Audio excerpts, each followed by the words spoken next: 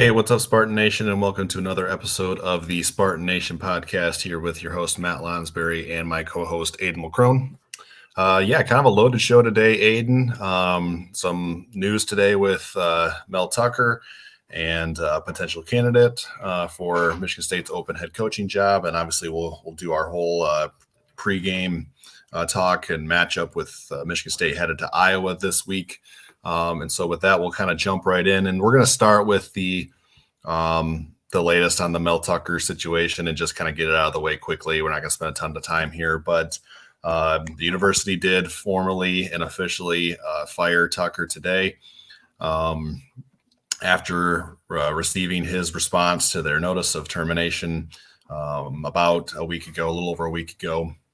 And so that's official now. Tucker has been terminated and won't be back at Michigan State. I think we all knew this was where this was going to end up a long time ago, but it's kind of that official news today. Now the situation's probably not finished in total because, Tucker's going to, fight legally for as much of his contract that he can.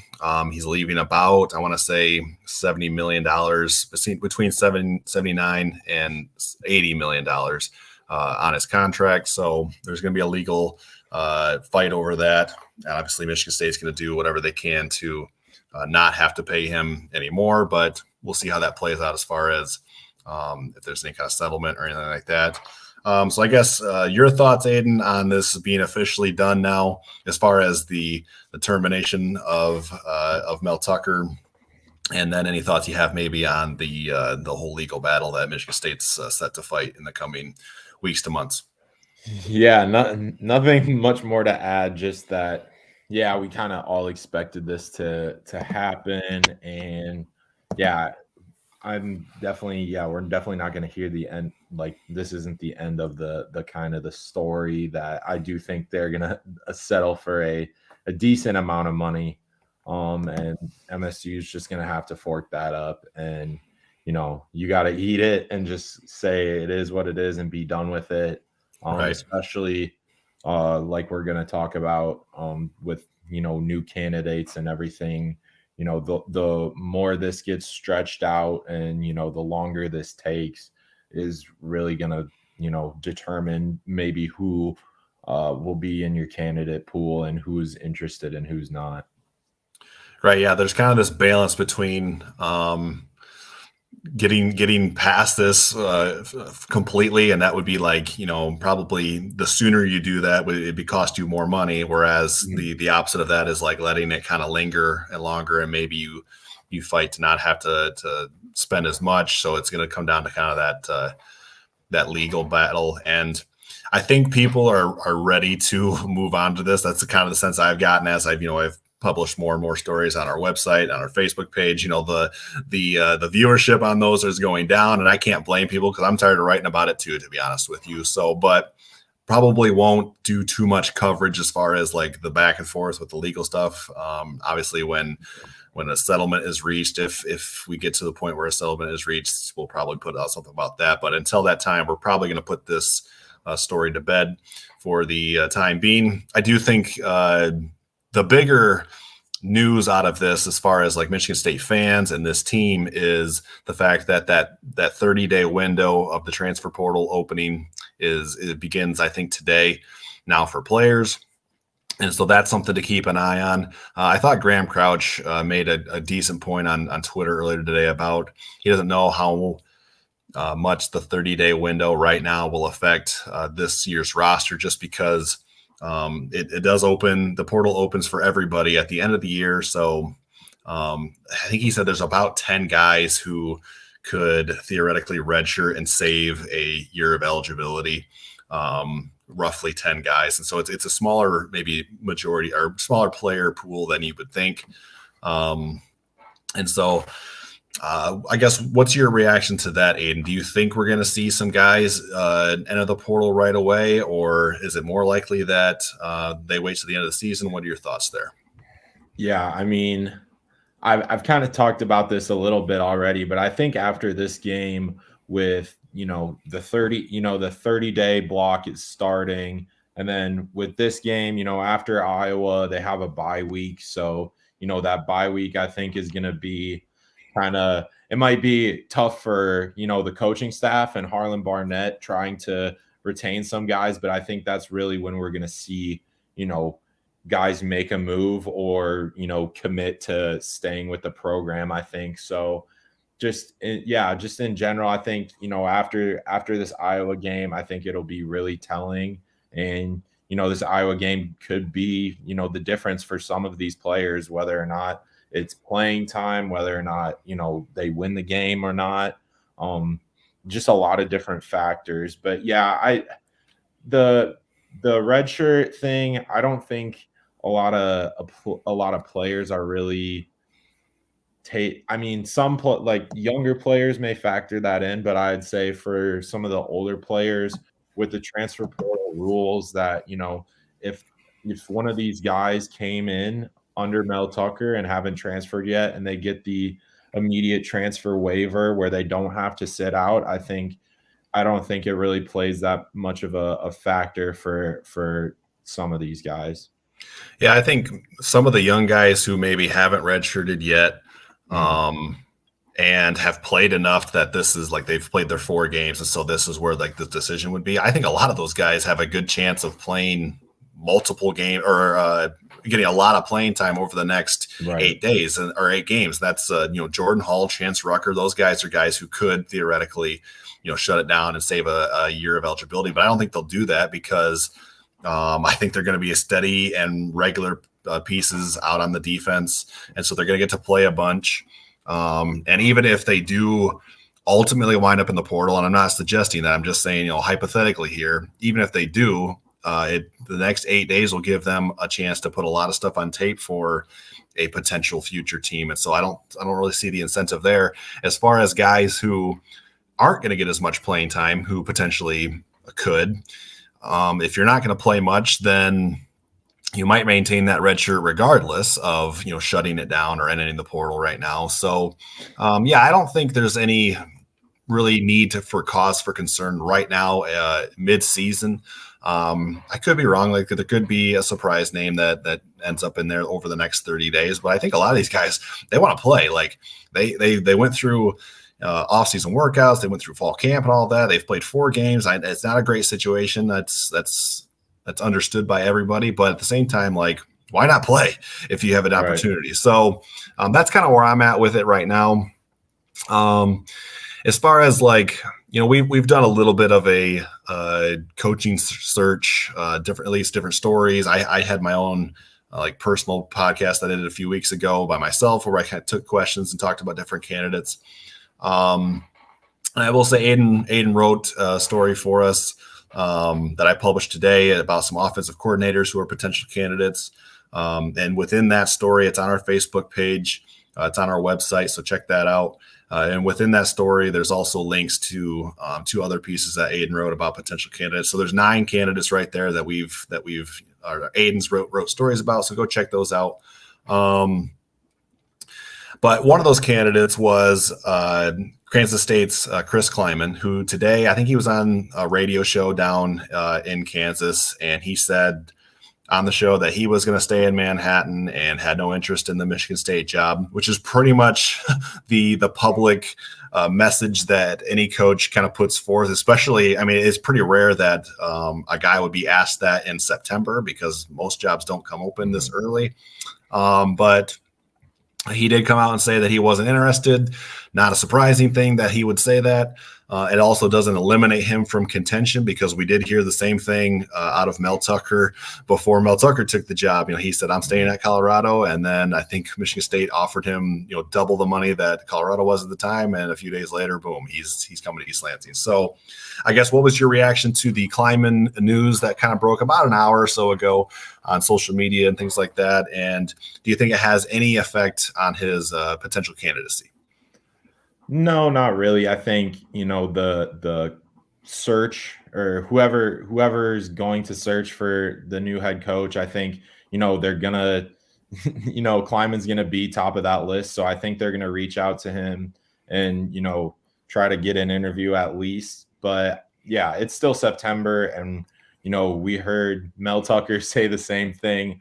So, take it with a grain of salt, and just, thinking about the different head coaching, like the different head coaches that are at Power 5 schools right now as potential candidates, you really have to look at realignment too.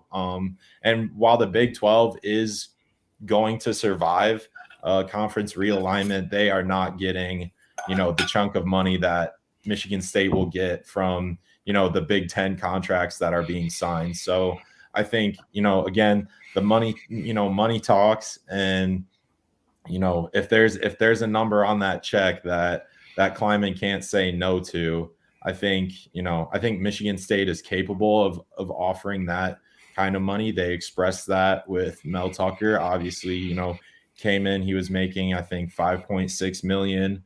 And then 2 years later, he's making, 9.5, and is one of the highest paid coaches in the country and in the sport. And just, he in a way, he kind of reset the market for head coaches, because, Michigan State's not, a top 10 or 15 job, if we're being honest. But, the way, MSU and Alan Holler and the athletic department expressed, how much they were going to invest in him and the football program, kind of, changed the market for a lot of other teams.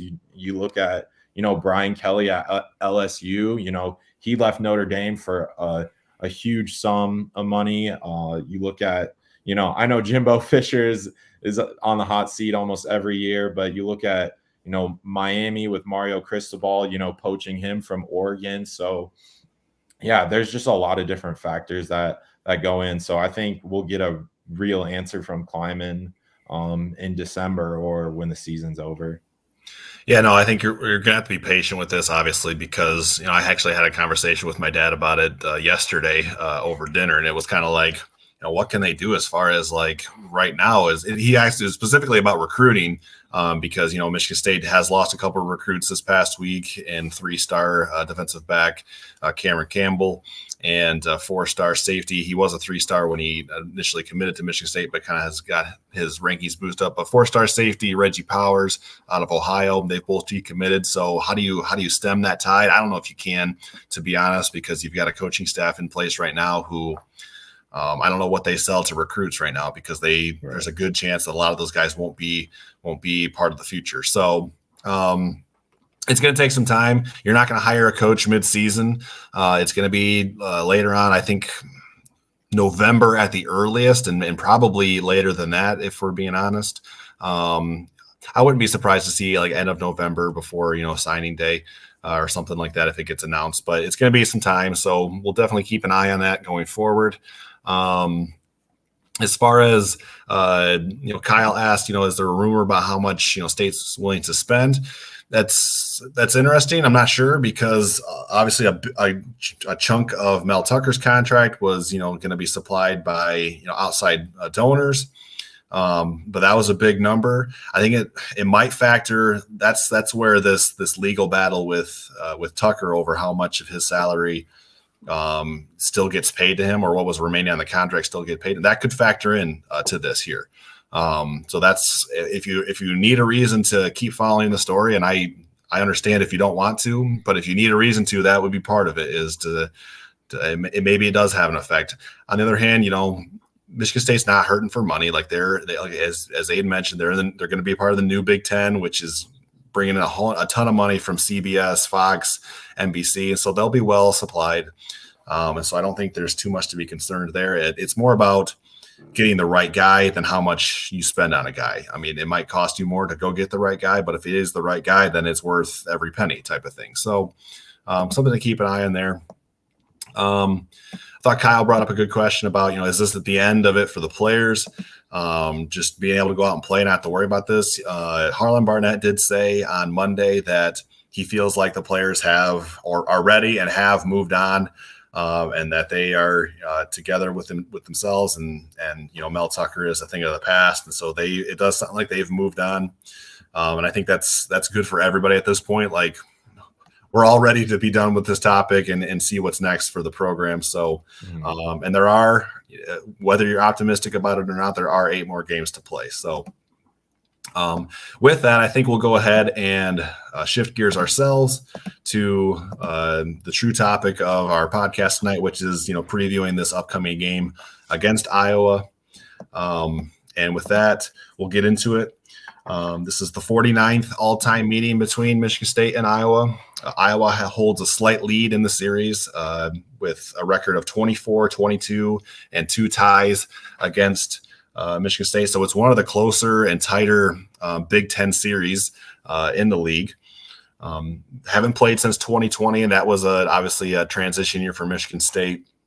And they went down to Iowa City and got handled pretty good, 49-7 in Kinnick. So that was the last matchup between these two. Iowa enters this game as a 12.5-point favorite. That number has continued to grow throughout the week. I think Iowa opened as an 8-point favorite. When I looked at it yesterday, it was 11.5. And then when I looked at it today, it was 12.5. So it does seem like a lot of the money is funneling towards Iowa, at least midway through the week here. And the over-under is a very modest 36.5 total points for this game, which that will definitely be a topic of my over-under that segment once we get to it. Definitely going to spend some time talking about that. So that's kind of an overview of the game. Aiden talked to me about the matchup. Obviously, Iowa's coming off of a big loss to Penn State. Michigan State back-to-back losses to Washington and Maryland. So I guess when you look at this game, what are your initial thoughts? Yeah, I mean, it's definitely a lot different than the last 2 games playing Washington and Maryland. I think this is, I wouldn't say this is a walk in the park compared to those other 2 games, but it definitely, there's not kind of a full court press the whole game against Iowa. And watching them against Penn State, obviously, I think we're both really high on Penn State and, what they could potentially do the remainder of the season. So I wouldn't really put too much into that game because, they did get shut out, which is concerning, but that Penn State team is really good. Really good. So yeah, I mean, Michigan State, they should be, against their offense, that should be manageable. I do see this similar to kind of the Wisconsin game last season where, after you go play, Minnesota and Washington and Maryland, then you're back home against a team that's a little bit easier to handle offensively.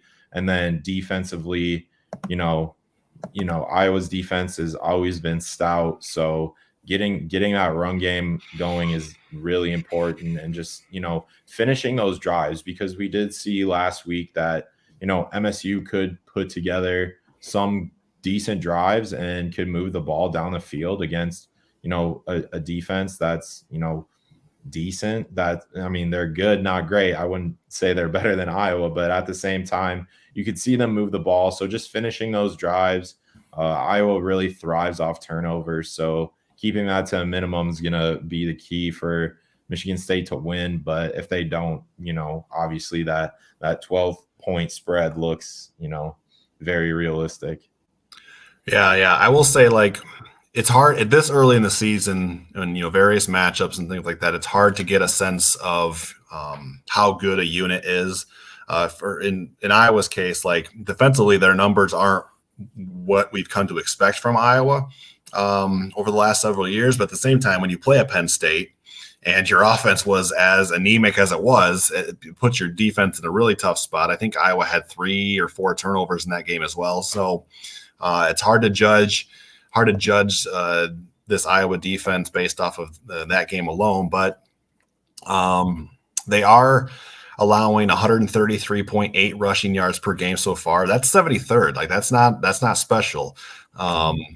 And also, but passing defense, they've been solid, allowing 180 yards per game. That's 26, so almost top 25. Overall, the defense in total yardage ranks 37th out of 133 or whatever it is in the FBS now. So maybe not to the same level as we've come to expect in Iowa defense. But again, when you play Penn State, how much are the numbers skewed by that? That's an interesting question. We'll dig into that as we kind of preview the game some more.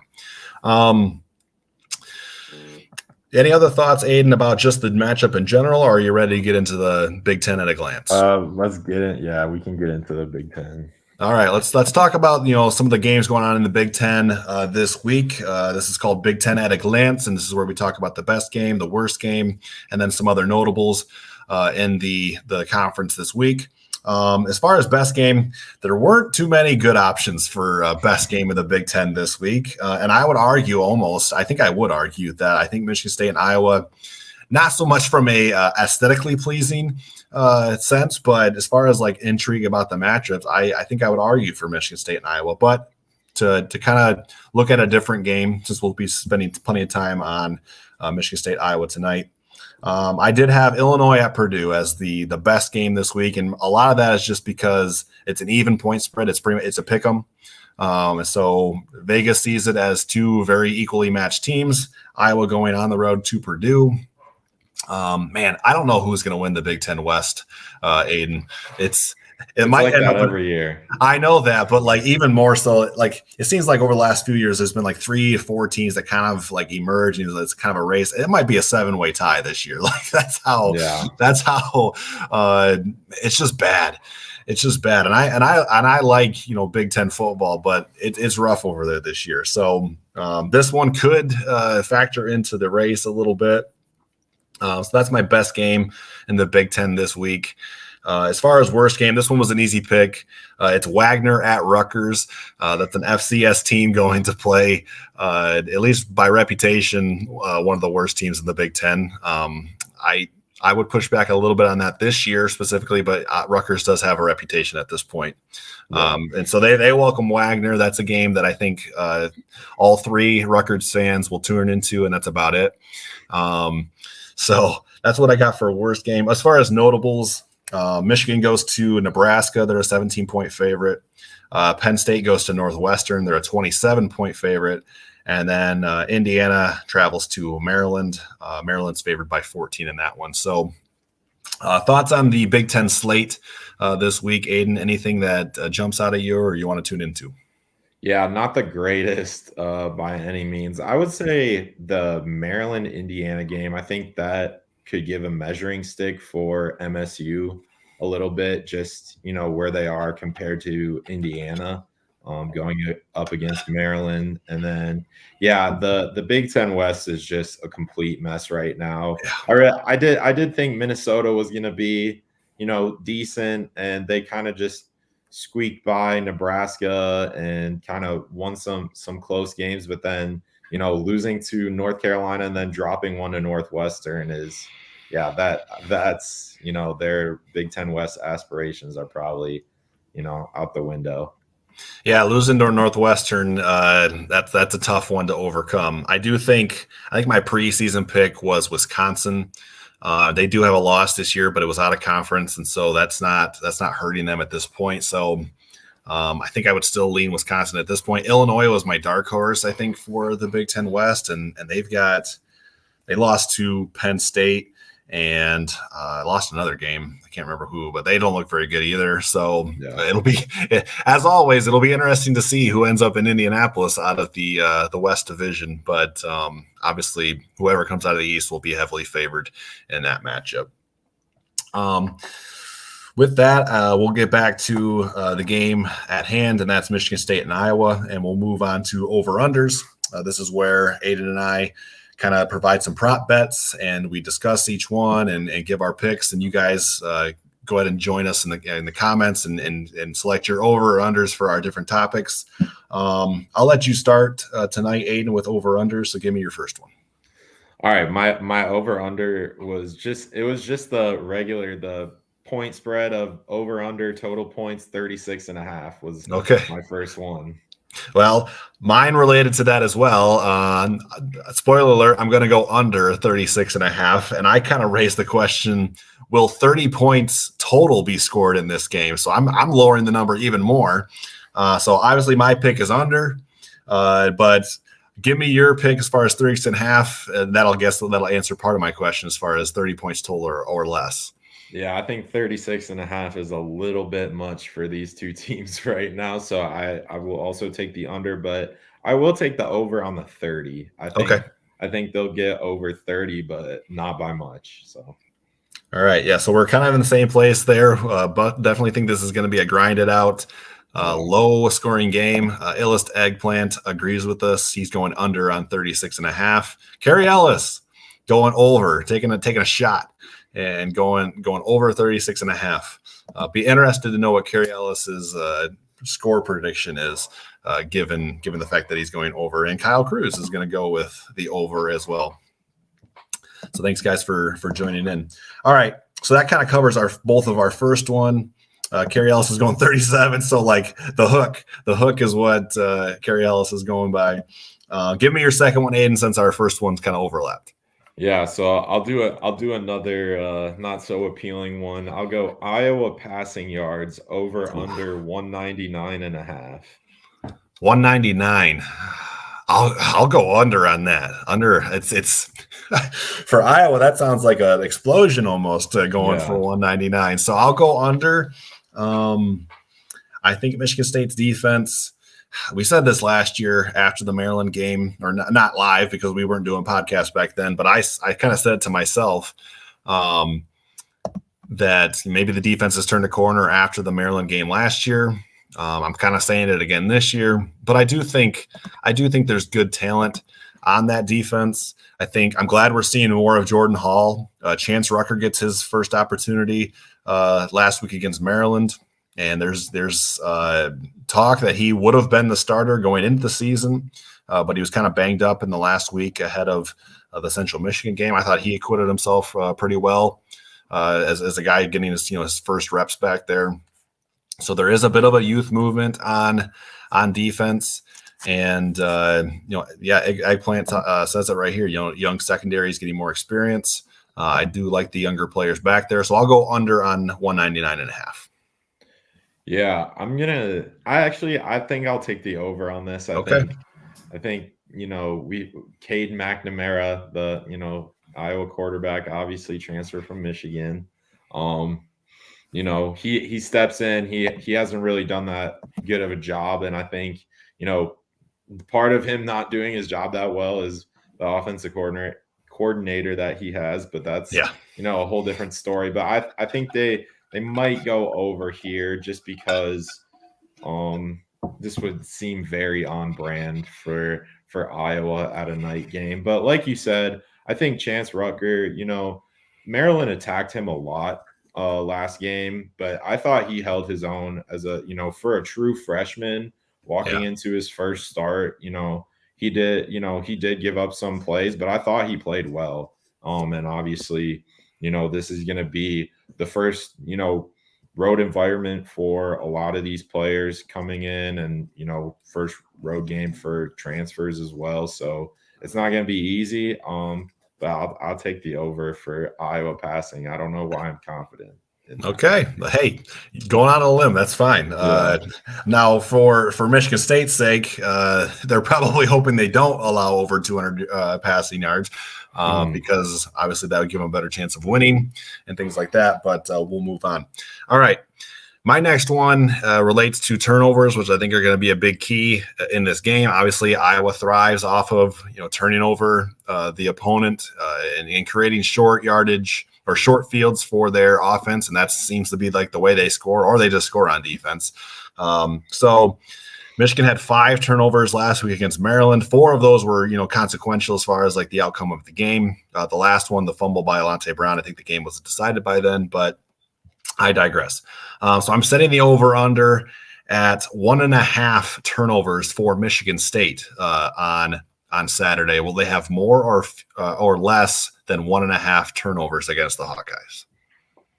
I'm gonna go under. I think Michigan State. As bad as as much as the offense has struggled in the last couple years, I think it was uncharacteristic of them to turn the ball over. I thought, they most of the time their main struggle is they can't move the ball. It's not really as much of like fumbling and turnovers and stuff like that. So I think, their struggle is still going to be just moving the ball. And, they moved the ball last game, but then, turnovers happen. So I think I'll go under for this. Okay, I'm going to go over just because, again, this is what Iowa does. It is in Kinnick. It is at late at night, so I would not be surprised if there's multiple turnovers by Michigan State in this game. I don't think necessarily that's detrimental to their chances to win, because Iowa might turn the ball over a couple times too. But I will go over. I think 2 is not out of the realm of possibility. So I'll take the over on turnovers. That's kind of where I'm at. So hit me with your third over under. All right. So I'm going to go Nathan Carter rushing yards over under 99.5. Okay. We had this one last week too. And he didn't quite get there. He was at 97. He's been pretty solid. I'm going to go over. I'm going to go over for Carter because I think he still is the primary back, obviously. We don't know what the situation was with Jaron Mangum and Jalen Berger. Maybe Michigan State gets one of those guys back this week. But I'll go over on 99.5 just because I don't think Iowa is as stout against the run this year. So I'll go over. Yeah, I'm also going to go over. I think in the grand scheme of just the game, I think it would be really helpful if, Berger or Mangum was healthy. I think that would help it a ton, especially for this game, because Iowa wants to play physical and probably going to be, the most physical team they play. And that's not a shot at Washington. But yeah, I'm gonna go over. I think that's really a key thing for MSU to even try and win this game. Also, okay. My next one relates to penalties. So when talking about positive takeaways from the Maryland game, Harlan Barnett did point to the fact that they had 11 penalties against Washington. They shrunk that number down to 6 against Maryland. Nothing to throw a parade about, but there is signs of improvement there, I guess. And talking about wanting to shave that down even more. So my question relates directly to that. I'm setting the over under for Michigan State penalties at 5.5. So do they bring that number down from 6 after some improvement against Maryland? I'm gonna take the over on this. I think just the night game at Iowa, I think the crowd will play a factor in this. I mean, you can definitely see some false starts or something happening because of that. When again, first road trip, a little bit of nerves probably. So I think I'm gonna take the over. Yeah, like Kyle said, it's a night game on the road. Yeah. Yeah, I'm with you too. I'll take over 5.5, and again, same reasons that people are mentioning in the comments here. It's Kinnick at night. It's going to be a loud, raucous environment. Iowa still is 3-1. The West is very much up for grabs as we stated. So those fans will have plenty to be excited about in this one. Plus, they just get a kick out of things like this, as far as tough defense and punts and creating penalties and things like that. So I will go over as well. Hopefully, for Michigan State's sake, it won't be back up to the 11, 10, 9 area. But hard to predict in that kind of environment that it'll be under 5.5. So I'm with you on that. All right, your number 4 over under. Lay it on me.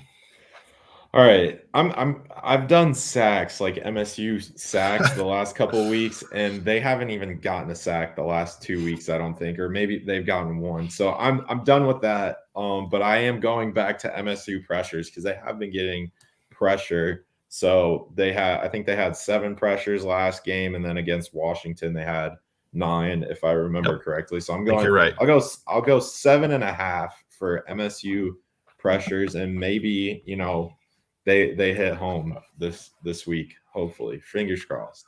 Yeah, 7.5. I'll go over on 7.5 pressures. This has been an area where Michigan State has vastly improved from last year and years past. you mentioned that, they didn't get home.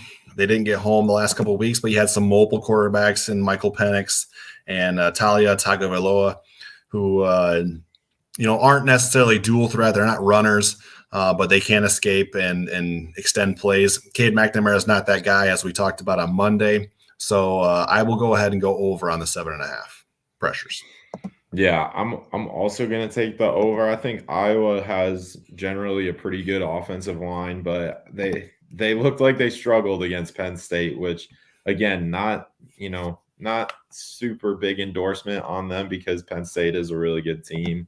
But I think, yeah, like you said, MSU's been doing well at that, and maybe they get a sack or two in that, but I think that could also factor in to like said in the comments, McNamara also, a little bit of nerves too. You look at him in the pocket, he doesn't look, the most comfortable. So I think, yeah, I'll take the over. All right. Well, since you aren't willing to do the sacks again, I'll do it for one of mine. So okay. I've got sacks as one of my over unders, and again, along the same lines here. But I do think Michigan State is going to get home on multiple occasions this week. To kind of set this up, I'm going to give you some numbers. So Iowa is allowing 2.25 sacks per game so far this year. That's ranked 72nd or 75th in the country, tied for lower end in the country. That's 2.25 sacks allowed per game so far this year. We mentioned that Michigan State has not had a sack in either the last 2 years or 2 games. But in the first 2 games, they totaled 10 sacks in 2 games. So they're averaging 2.5 per game. Given that context, I'm setting the over-under for Michigan State's sacking of Iowa's quarterback, probably going to be McNamara for the entirety of the game, but 3.5 sacks for Michigan State's defense. A big number, but where are you at with that? I'm going to have to take the under on that because I don't see them going from, super high, getting a ton of sacks, and then none at all for the next 2 weeks, and then going back to kind of that level of production against, better teams. So for that reason, I'll take the under.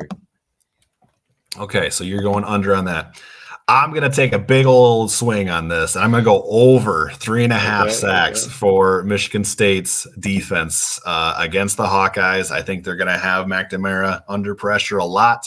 I don't trust Iowa's defensive line or offensive line, excuse me. I do like Michigan State's defensive line. And I think they're going to get after him a little bit. So I'm very much in the minority looking through the comments here. Everybody says under 3.5. So I'm probably off my rocker a little bit here, but I'm taking the big swing. I'm going to go over 3.5 sacks to this weekend. All right, you should have one more, Aiden. So go ahead and hit me with it. Yep. So last one, I'm going to say over under Jordan Hall tackles at 5.5. Jordan Hall at 5.5.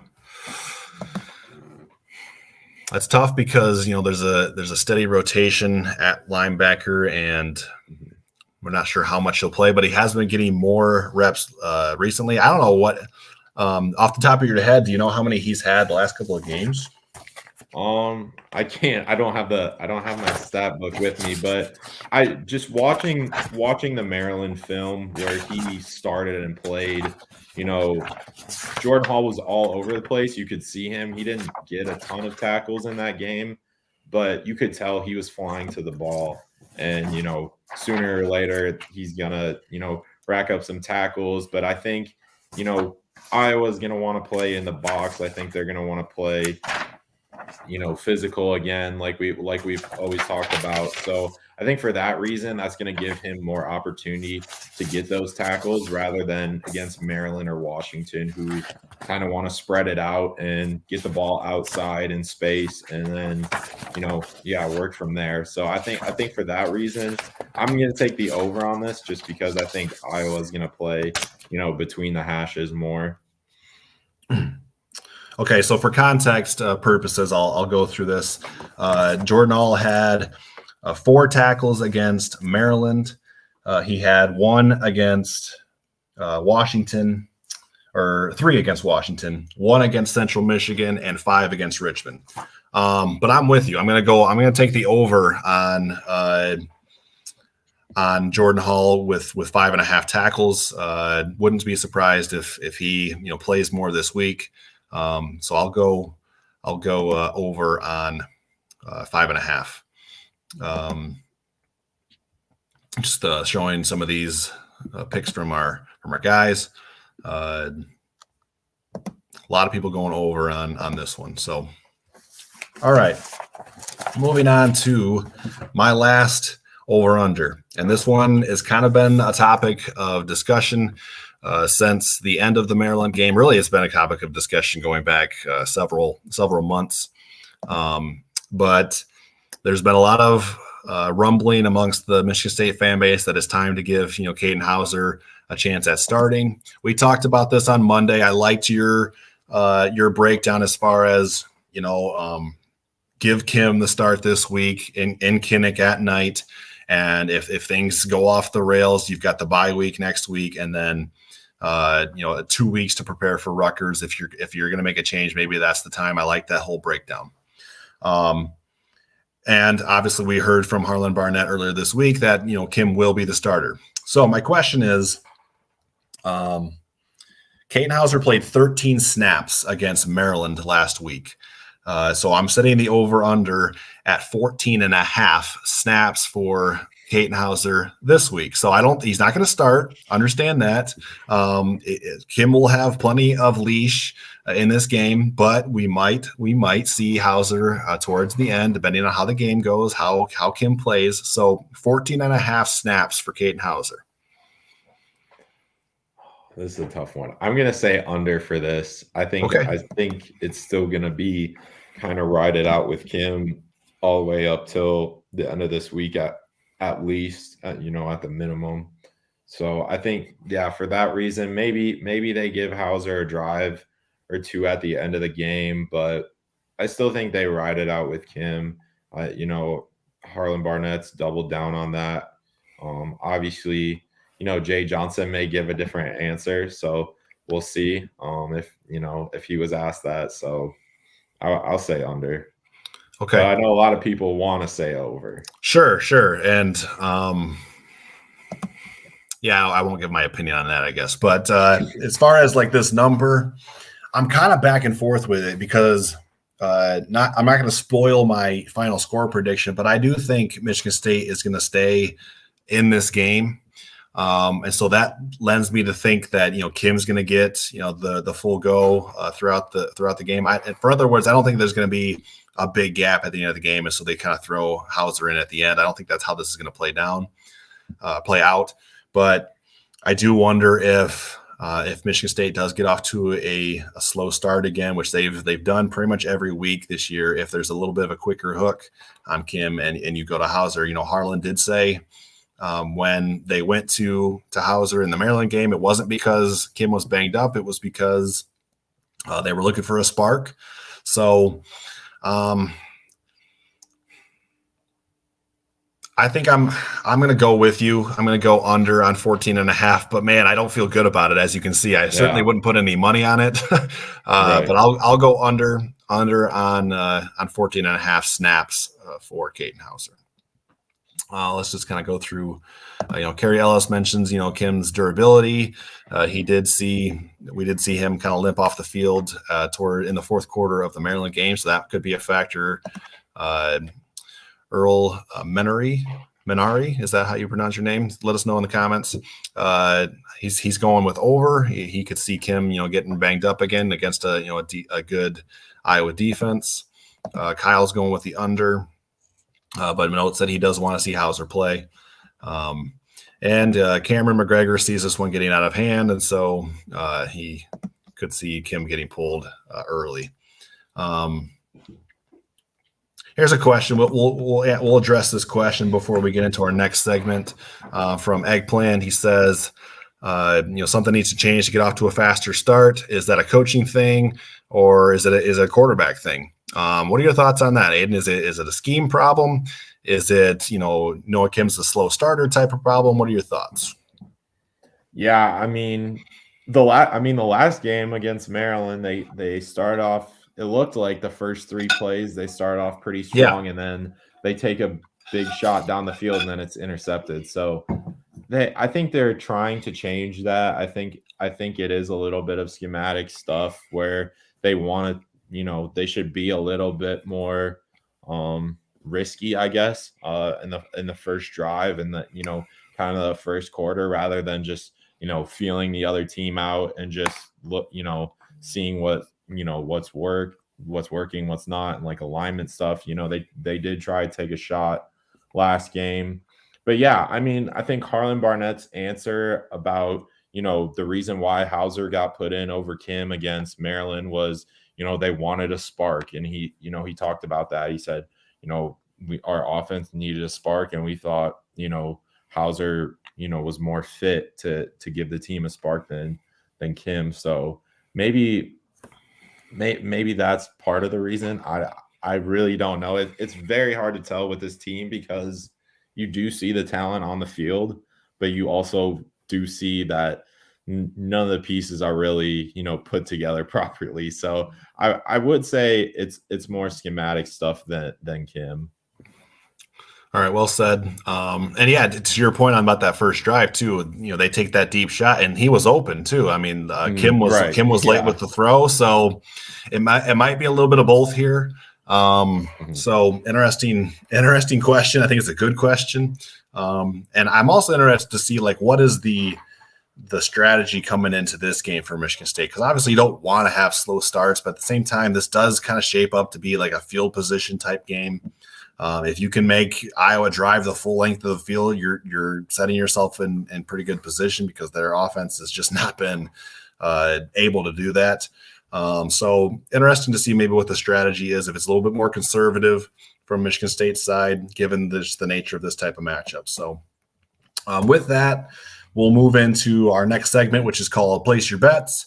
And this is where we look at the best games around the country and all of college football. We make picks against the spread.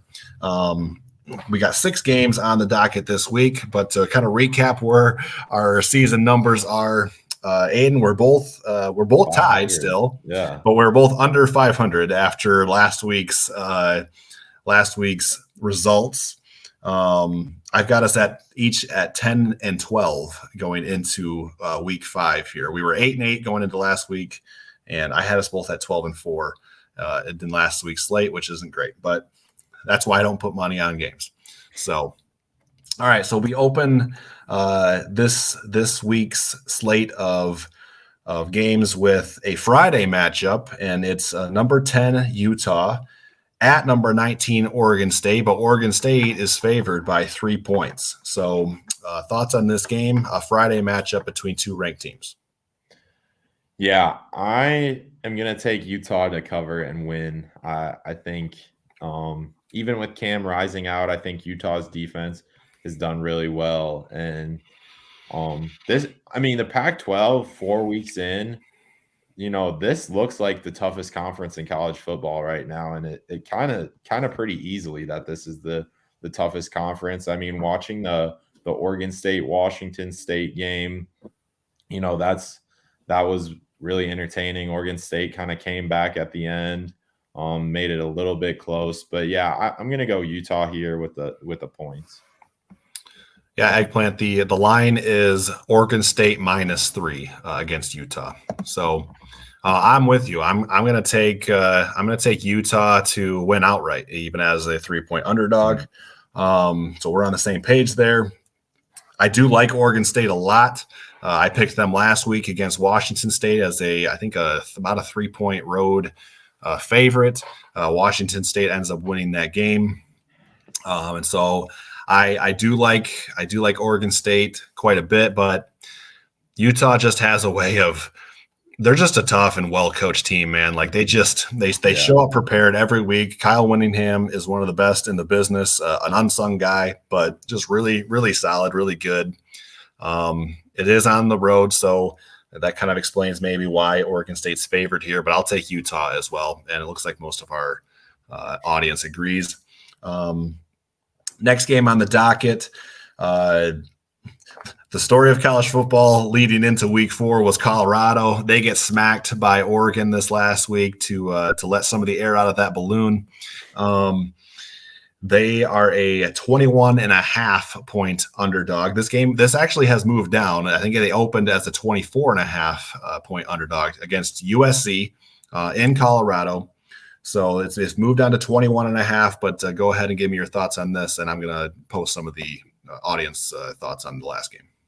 Yeah, I think I actually stayed up and watched the USC Arizona State game last week, and I thought Arizona State played pretty well, and USC still ended up winning by, I think, around 21 or three or four scores. So, but watching the game, it looked a little bit more competitive. I do think USC still covers though the 21.5. So, just their offense is a lot, and this could end up being a shootout because I do think that USC's defense is a lot worse than Oregon's, but at the same time, this is a tough test, and I think USC has been there and and Colorado hasn't. So I'll go USC covering. Yeah, I think this is probably my toughest one of the week. Last week, I felt really good about Oregon covering the 21. Yeah, me too.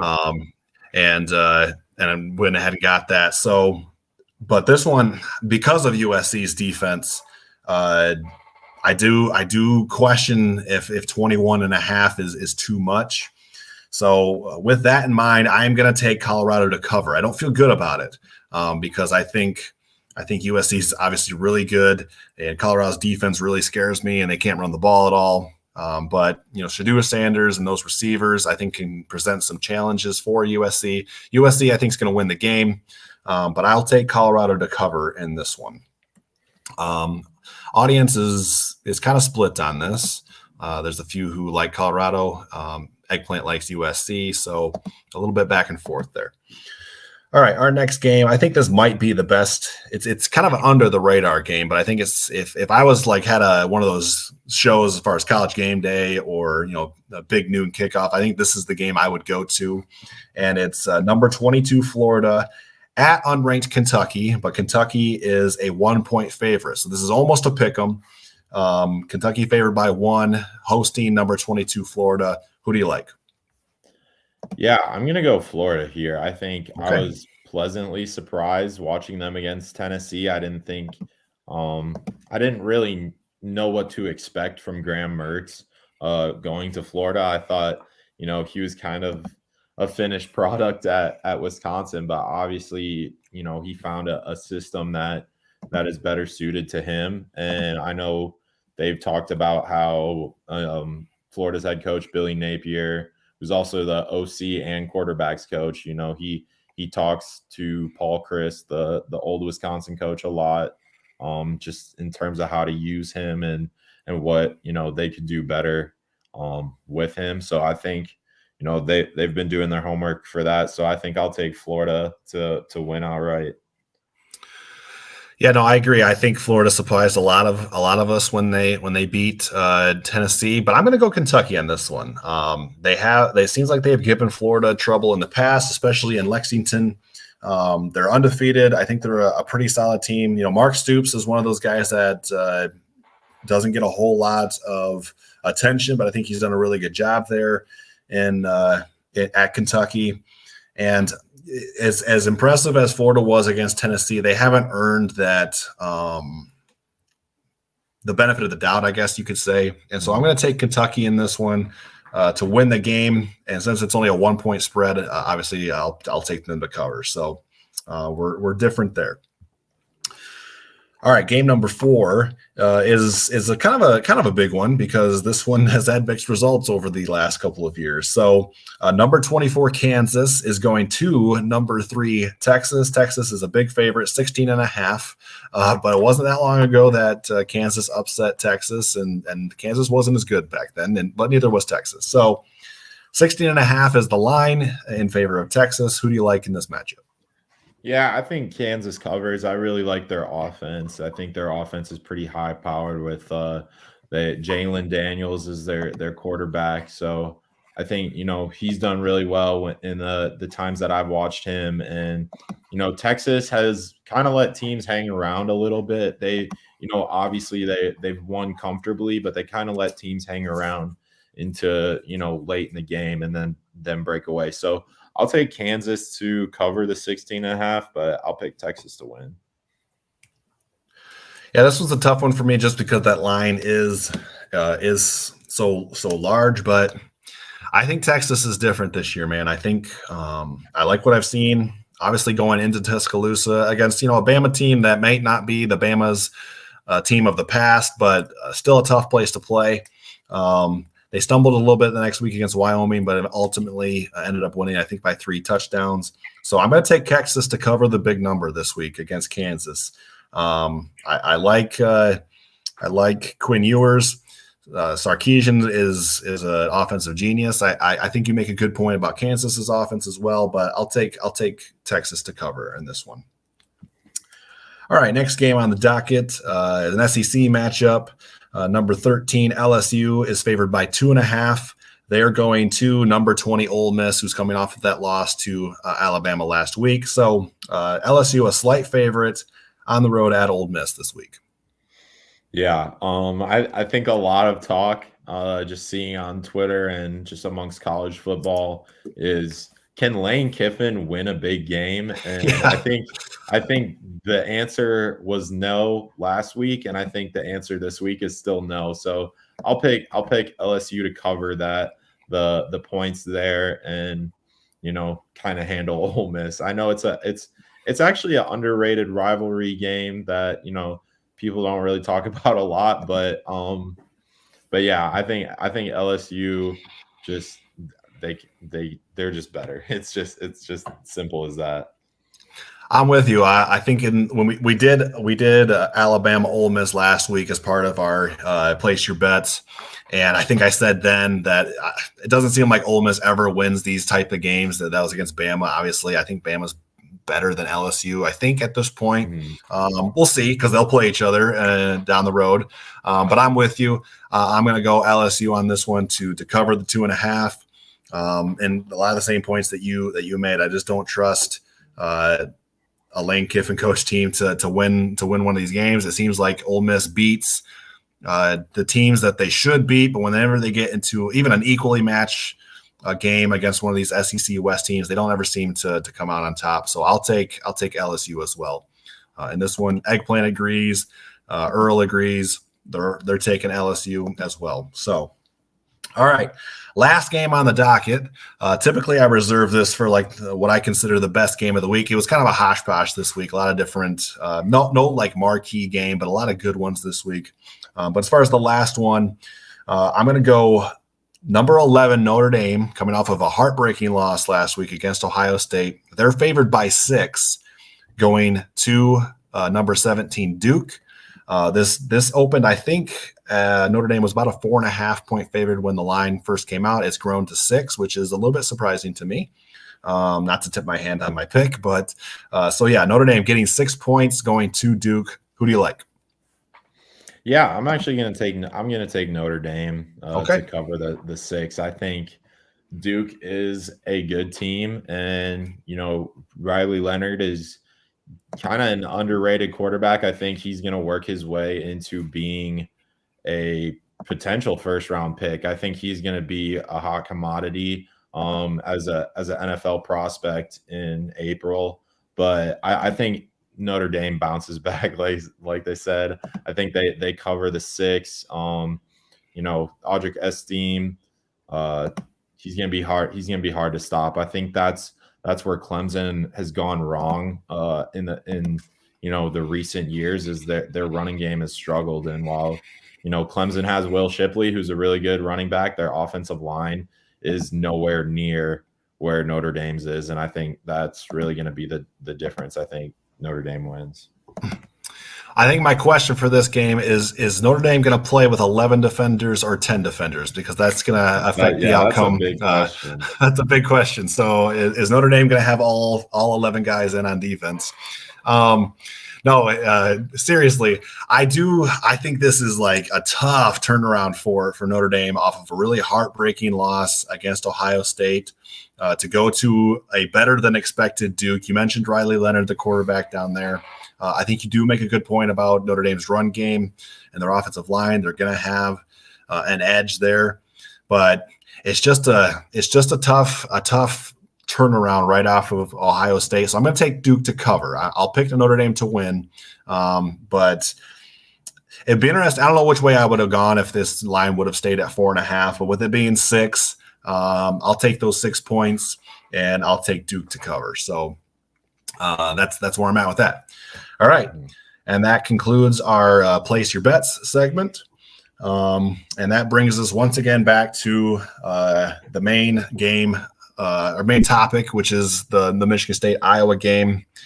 I got to be honest, Aiden, I've been all over the place with my prediction, at least on this game. I just think because it's such a low over under, point total, the margins are very slight. So I'll let you take the lead on this. As far as the predictions for Michigan State and Iowa, give me your score and how you see the game maybe playing out. Yeah, I mean, I've actually kind of flip-flopped on who wins this game. I actually think I have too. I think Michigan State has a good chance to win this game, but and while I know people in the comments the past couple of weeks say I need to be more optimistic. So here's me being optimistic. I don't think my final like prediction right now is Iowa still is I have the Iowa winning 18-13, but I've kind of flipped between the two. I think MSU does have a good chance to win. I think it will be a one possession game. I think Michigan State does cover, but kind of the night game factors in, I think, a little bit. I just need to see more from the offense to get like going in the first half, just in general. I think I need to see more of that. I think Iowa's offense can be, a little bit questionable where they might not score a lot of touchdowns, but they will still get field goals. So I think, they're going to get stuff there, but MSU, their drives kind of seem do or die, where it's like they either get a touchdown or they don't score at all. They don't really get a lot of field goals. I know it's a small sample size from, just this year, but it doesn't seem like that. They're really getting a ton of field goals. So yeah, I think 18-13 Iowa, it's going to be a gruesome game to watch. An ugly game. That's the one thing that I feel very confident in, and obviously you do too, is it's going to be an ugly fest, I guess, if you will. So I've actually got 2 different scores written down at my prediction. One of them is Iowa winning, and one of them is Michigan State winning. But again, just based off what we've seen these last couple of weeks and just so many unknowns about, where this team is at mentally with all that has happened, I am gonna lean towards Iowa in this one, at home in Kinnick at night. But I don't feel strongly about it. I would not touch this game betting wise with a 10-foot pole. No, absolutely. The 12.5 really seems odd to me. I know it opened at 8, and obviously a lot of the money funneled to Iowa because that's why the number has grown so much. I think 8 is probably closer, which Vegas knows what they're doing. So typically, those opening lines are what I like to look at. But I'm going to go Iowa 19, Michigan State 16. So we're very close with our scores here. A lot of field goals, or maybe Michigan State gets 2 touchdowns and 2 2-point conversions. Who knows? But Iowa 19, Michigan State 16 is my prediction for this one. A lot of people in the comments, sharing theirs. Kyle's got 24-14 in favor of Michigan State. Honestly, I wouldn't be surprised by any result other than if there's just a bunch of points scored. That was the only thing that could surprise me. If this game is 3-0, I wouldn't be shocked. A lot of variety as far as that and the outcome of the game. But Won't be surprised either way. So that's our thoughts on the game. James, is this a relative of yours, Aiden, by any chance? This is my dad. All right. James's dad's on the record, or Aiden's dad's on the record saying, Michigan State needs a defense or special teams touchdown to pull the upset. We'll be keeping an eye on that. Eggplant's got the low scoring game. It's 14-10. Maple Leaf with Michigan State's defense does need to show up this week because it's going to be a field position battle. Any final thoughts, Aiden, before we get out of here? Yeah, I mean, I think the field position thing is going to be one of the most important things for Michigan State. Obviously, special teams was not that great last week, and right, that I wouldn't say that cost them the game, but it didn't help them by any means. Giving them the ball in plus territory on multiple possessions, and kind of while they had other possessions that weren't in plus territory, it was still, at the 40. And then, Maryland and Washington have also been able to string along some long drives, like some 80, 90-yard drives. So I think that's, big deal. So as well. So just kind of, I don't think Iowa's going to get those long drives. I think MSU can stop them with the run game.